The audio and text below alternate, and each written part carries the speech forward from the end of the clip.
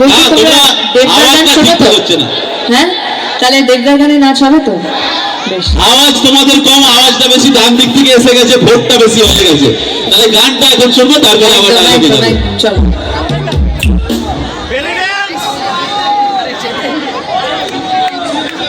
O Madhu,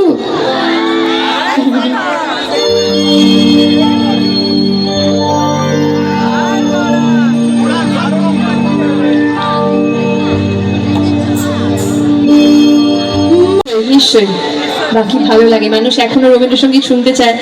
thank you দাদা, আপনার জন্য নিশ্চয়ই গাইবো আমি, সবার জন্য নিশ্চয়ই নিশ্চয়ই। কিন্তু এই রিকোয়েস্টটা সবাই করে না, সেটাই ভালো লাগলো, থ্যাংক ইউ সো মাচ, সেটাই বললাম। আর আমি একটা জায়গায় মন থেকে বলি, আমরা মুক্ত মঞ্চে তো প্রতিনিয়ত শো করি বিভিন্ন ধারাবাহিকের বিভিন্ন অভিনেতা অভিনেত্রীর সঙ্গে। আমি সত্যি মন থেকে বলছি, আজকে যাকে আমরা পেয়েছি একদম একক শিল্পী হিসাবে, কণ্ঠসঙ্গীত শিল্পী হিসাবে এত সুন্দর আমাদেরকে গান শোনালেন। একাধারে অভিনেত্রী কিন্তু এত সুন্দর উনি গান আমাদেরকে উপহার দিলেন। একটু ওনার জন্য হাতের তালিটা কি যোগ্য নয়? সবাই চুপচাপ গান শুনলেন, হাতের তালিটা দিলেন না। তো আমাদের মনে তো প্রশ্ন জাগে, যেখান থেকে ওনাকে আমরা চিনেছি, যেখান থেকে ওনার পথ চলা, আমি চাইবো যেখান থেকে আপনারা প্রত্যেকেই ওনাকে চিনেছেন সেইখানকার, অর্থাৎ সেই উড়ান সিরিয়াল থেকে আমরা একটা ডায়লগ কি শুনতে চাই নাকি? তাই তো একদম আমাদের মনে দিচ্ছে, আমরা সেই সিরিয়াল থেকে আমরা ওনার কাছ থেকে একটা ডায়লগ এই মুহূর্তে ওনার কাছ থেকে আমরা স্ক্রিপ্ট একটা শুনবো, তারপরে আবারও গানে যাব, আবারও গল্প হবে।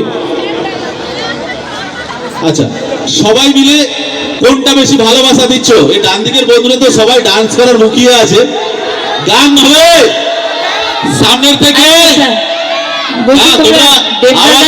হচ্ছে না, হ্যাঁ, তাহলে দেবদার গানে নাচ হবে তো? বেশ। আওয়াজ তোমাদের কম, আওয়াজটা বেশি ডান দিক থেকে এসে গেছে, ভোটটা বেশি হয়ে গেছে। তাহলে গানটা এখন শুনবো, তারপরে আবার ডানে যাবে। চলো।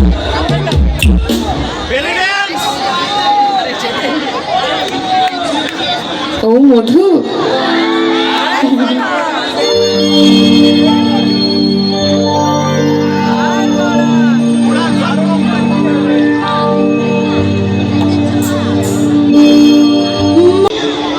একদম একক শিল্পী হিসাবে, কণ্ঠসঙ্গীত শিল্পী হিসাবে এত সুন্দর আমাদেরকে গান শোনালেন।